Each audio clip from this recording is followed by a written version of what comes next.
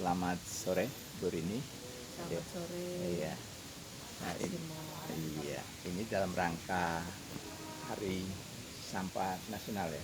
Hari Peduli Sampah Iya. Nasional Iya. ya. Hari Peduli Sampah Nasional yang jatuh pada tanggal 21 Februari. 21 Februari. Nah, boleh Ibu ceritakan sedikit kenapa tanggal 21 Februari dijadikan sebagai Hari Peduli Sampah Nasional? Ya, ini jadi memang awalnya muncul tanggal 21 Februari sebagai dicanangkan sebagai Hari Peduli Sampah Nasional itu ada pemicunya Pak Sino. Iya. Jadi itu peristiwa tragedi sebenarnya. Iya. Jadi pada tanggal 21 Februari itu di Lewi Gajah, Iya. Cimahi, Cimahi. daerah Bandung Raya, Jawa Barat, Iya. terjadi satu ledakan yang akhirnya menimbun dua kampung yang ada di TPA tersebut. Iya, iya. Dan menewaskan sekitar 100-an lebih ya, hampir 170-an orang di situ yang kemudian meninggal semuanya. Iya. Tahun berapa itu, Bu? Itu tahun 2005. 2005 ya. Oh iya, iya, iya. Dan akhirnya tragedi itu menjadi semacam tragedi nasional. Terkait soal sampah ya. Iya. Jadi bagaimana sampah itu bisa mendatangkan bencana kalau kita tidak mengelola dengan baik gitu. Dan kemudian oleh pemerintah pusat dicanangkan sebagai Hari Peduli Sampah Nasional. Jadi tujuannya supaya kita kemudian tergerak dan peduli untuk mengelola sampah kita masing-masing sehingga tidak menimbulkan tragedi lagi, supaya tragedi itu tidak berulang lagi. Seperti itu awalnya. Iya. Itu Pak. Gitu ya. Ya. Nah, ya. Jadi dengan adanya musibah tadi menjadi pemicu ya untuk dijadikannya sebagai Hari Peduli Sampah Nasional ya. Ya. Nah, harapan kita ke depan ya tentu pengelolaan sampah itu kan mulai dari keluarga kita masing-masing ya. Tapi itu juga menjadi biasanya menjadi tanggung jawab pemerintah di setiap daerah ya untuk pengelolaannya, karena biasanya pemerintah ya akan menyediakan lahan untuk pengelolaan akhir dari sampah itu loh. Karena sampah tidak harus ditaruh atau dibuang di tempat yang sembarangan tadi ya. Nah, bagaimana pandangan Ibu? Ya, jadi terkait pengelolaan sampah sebenarnya menjadi tanggung jawab kita bersama. Jadi kalau saya sering menyampaikan bahwa pengelolaan sampah itu harus dikelola secara kolaboratif, bekerja sama, kolaborasi pentahelix. Jadi ada unsur pemerintah sebagai regulatornya, kemudian masyarakat sebagai penggeraknya, kemudian akademisi yang terlibat di sana sebagai dari sisi untuk risetnya ya, kemudian dunia swasta sebagai beratnya ya penyandang modalnya ya, supporting sebagai pelumasnya gitu. Kemudian media yang mengakselerasi atau mempublikasi praktik-praktik baik terkait pengelolaan sampah supaya bisa menginspirasi semua pihak untuk sama-sama bergerak mengelola sampah tersebut. Dan memang kunci utamanya dari pengelolaan sampah itu harus dimulai dari tingkat hulunya, yaitu sumbernya. Nah, harus diolah dari sumbernya, yaitu rumah tangga ya. Sumbernya dari rumah tangga ya. Iya, dari rumah tangga dulu. Mulai kita pilah, kan? Atau kalau industri ya memang dari sumber industrinya itu Iya. harus ada kegiatan pemilahan sampah. Sampah. Perkantoran, di kantor-kantor juga ada proses pemilahan sampah. Sampah. Iya. Betul. Itu, Pak. Jadi edukasi pilah sampah. Iya. Jadi edukasi pilah sampah itu penting ya. Nah, itu saya lihat edukasi pilah sampah itu salah satu yang sekarang saya amati ya. Misalnya di pemerintah kota Yogyakarta ya, itu mulai per 1 Januari 2003 kemarin itu memang mencanangkan pemilahan sampah yang ketat ya. Jadi dari rumah itu memang harus benar-benar sudah dipilah, sehingga yang masuk di TPA itu adalah sampah yang tanpa tanpa daun-daunan atau tanpa tumbuhan ya. Tinggal residu, istilahnya Iya, residu betul. yang sudah tidak bisa diolah lagi. Ya, yang boleh masuk di sana kan. Ya, yang bisa diolah itu kita olah dari sumbernya, dari rumah tangga. Misalnya yang sekarang yang terjadi di Jogja dengan surat edarannya itu ya, zero waste unorganic itu, jadi mulai bermunculan bank-bank sampah, gitu kan, supaya sampah-sampah bernilai ekonomisnya bisa disetor ke bank sampah. Kemudian organiknya jangan lupa juga, organiknya bisa dikelola juga, misalnya dengan pengomposan ya, dari kompos kemudian bisa dipakai buat media tanam. Terus sampah rumah tangga juga bisa diolah juga untuk ekoenzim, Pak. Ekoenzim yang cairan banyak manfaat ya, bisa untuk kesehatan, pupuk, tanaman, kemudian kebutuhan rumah tangga. Ya, betul. Nah, jadi memang studi lebih lanjut tentang sampah ini memang tetap kita butuhkan, kita kembangkan ya. Iya Pak, edukasi terus-menerus dari semua buat semua kalangan ya. Nah, mulai dari anak-anak, remaja, orang tua itu ya terus-menerus kita edukasi untuk memilah dan mengolah sampah tersebut dari rumah tangga. Ya, itu menarik sekali ya. Jadi bincang-bincang kita sore hari ini bertepatan di tempat Bu Rini ya. Di sini tempat Ibu awalnya membangun pengelolaan sampah di sini ya.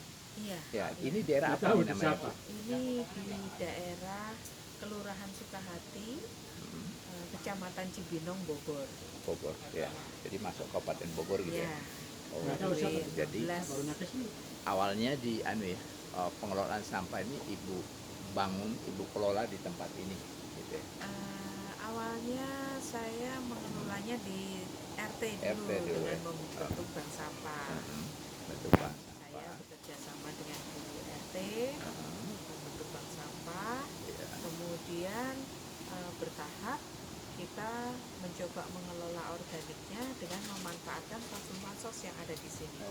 Ini vakum-fasos dari perumahan. Jadi ini vakum-fasos dari perumahan yang dimanfaatkan gitu ya. Kita manfaatkan. Di sini ada ternak ayam, ada perikanan, kemudian ada pertanian, pendidikan juga ada. Macam-macam ya. Ya, mungkin apalagi yang perlu Ibu sampaikan ya berkaitan dengan sampah ini kan menjadi kepedulian kita bersama ya, karena ini merupakan problem bukan hanya di satu tempat ya, tapi saya yakin sampah ini sudah menjadi problem di mana-mana ya. Iya Pak, jadi memang problem di mana-mana dan itu memang tidak gampang. Iya. Saya memulai berkegiatan pengelolaan sampah ini sejak 2013 dan itu juga buat saya masih harus terus-menerus bangun ya. Dan dalam perkembangannya sampai sekarang pun juga masih banyak dinamika yang dialami nggak mulus, tapi itu menjadi semacam tantangan ya, tantangan buat kita bersama supaya jangan pernah merasa lelah gitu ya. Iya.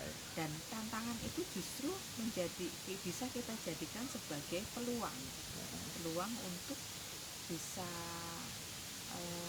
memperbaiki lagi, bisa lebih maju lagi, memperbaiki manajemen pengelolaan sampah tadi. betul. Dan ujung-ujungnya supaya apa?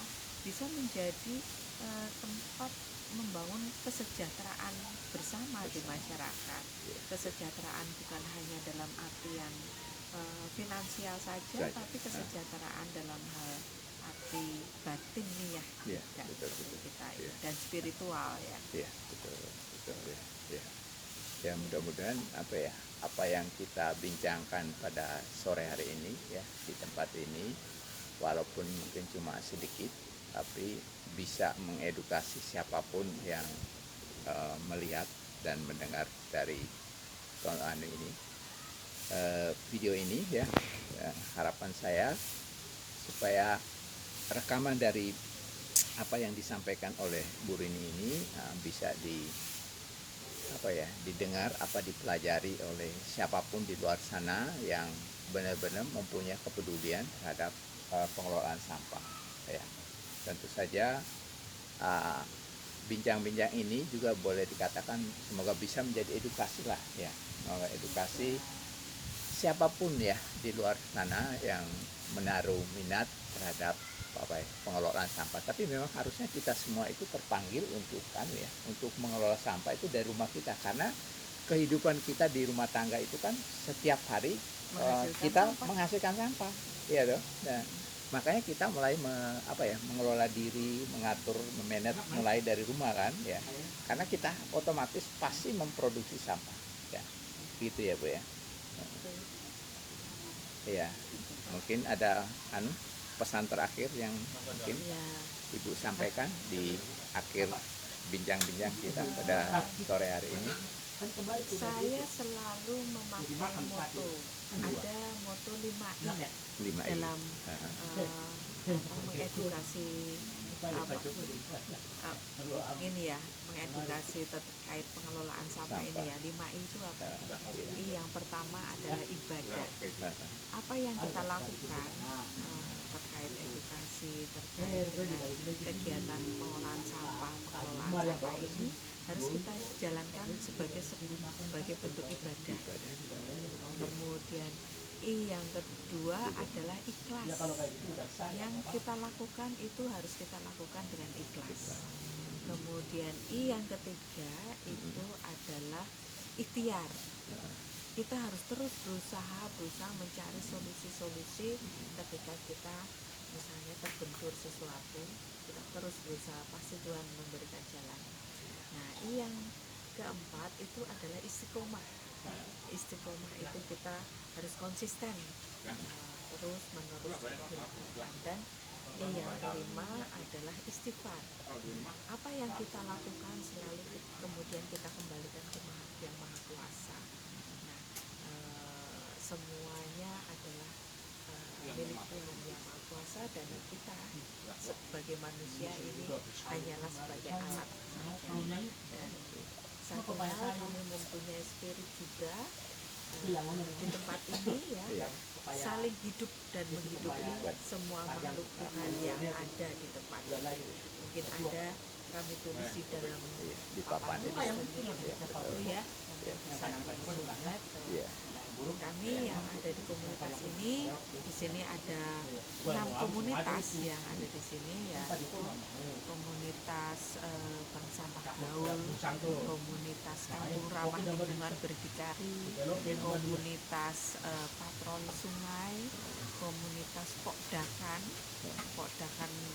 Mina Barokah, terus ada KWT Lestari juga, dan ada koperasi kelola sampah berdikari. Untuk kita saling berkolaborasi. Satu lagi juga ada asosiasi Bank Sampah Indonesia, dan semua itu di bawah payung Bumi Winaya Lestari. Bumi Winaya Lestari yang ini ya. Iya.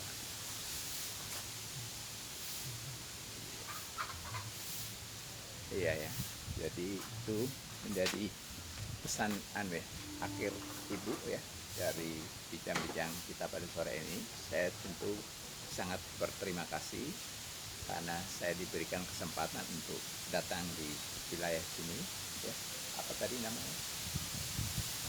Di sini Ya, sebagai pusat edukasi, ya, pusat Taman edukasi, Edukasi Berdikari. Taman Edukasi Berdikari Pengelolaan Sampah ya.